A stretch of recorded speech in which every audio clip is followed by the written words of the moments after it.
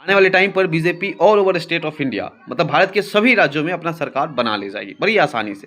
और आप ये बात तभी समझ पाएंगे जब आप प्रशांत किशोर को सुनेंगे। सुनिए पहले वो क्या कुछ कह रहे हैं। लेकिन ये वो मॉडल है जो पूरे डेमोक्रेसी के नींव को हिलाएगा। हेमंत बिश्व शर्मा अगर असम में 10,000 रुपए बांट रहे हैं तो आप तैयार रहिए कि वो रिजल्ट को प्रभावित करेगा। जो भी सत्ता में रहेगा, देखिए मैंने भी चुनाव कराए हैं पहले। बंगाल में ऐसा एक हम लोगों ने लक्ष्मी भंडार योजना शुरू किया था। दीदी सत्ता में थी, लेकिन उसमें यह कहा गया हर महिला को 500 रुपए दिया जाएगा, लेकिन पैसा दिया नहीं गया। उनको यह कहा गया कि हम इस बार जीत कर आएंगे तो 500 रुपए देंगे।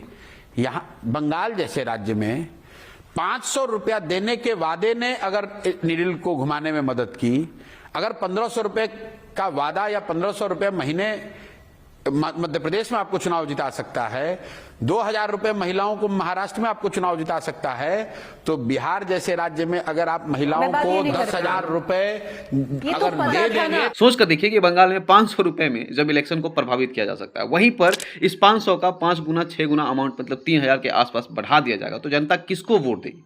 जो पार्टी सबसे ज्यादा फ्री वीज बांट सकेगा। एमपीज में 1,500 रुपए, महाराष्ट्र में 2,000 रुपए, बिहार में 10,000 रुपए में पूरा गेम बदला जा सकता है। वोटर्स को अपनी ओर पैसे के दम पर लाया जा सकता है। तो और स्टेट का भी कुछ कीमत होगा, वहां पे भी कुछ ऐसा ही गेम खेला जाएगा और फ्री वीज बांट कर वहां पर भी सत्ता हथिया लिया जाएगा। और इन सबों में माहिर है हमारी दूध की धुली हुई बीजेपी पार्टी, जो अपने अरबपति दोस्तों को कभी पहाड़ बेच देते हैं तो कभी 1 रुपए की लीज पर करोड़ों का जमीन दे देते हैं। अब दोस्ती तो निभाना ही पड़ेगा। इलेक्टोरल बॉन्ड के जरिए वही दोस्त इनको करोड़ों में चंदा देते हैं। अब उस चंदे के पैसे का बीजेपी क्या कुछ करती है वो आप समझ सकते हैं। जब पैसे के दम पर ही चुनाव लड़ना है, फ्री वीज बांट कर चुनाव लड़ना है, तो इसको फ्री एंड फेयर इलेक्शन क्यों कहते हैं? फ्री एंड फेयर चुनाव क्यों कहते हैं? मतलब कि देश का लोग चूतिया है जो सरकार को टैक्सेस भरते हैं और इस सुविधा के नाम पर मिलता क्या है? घंटा।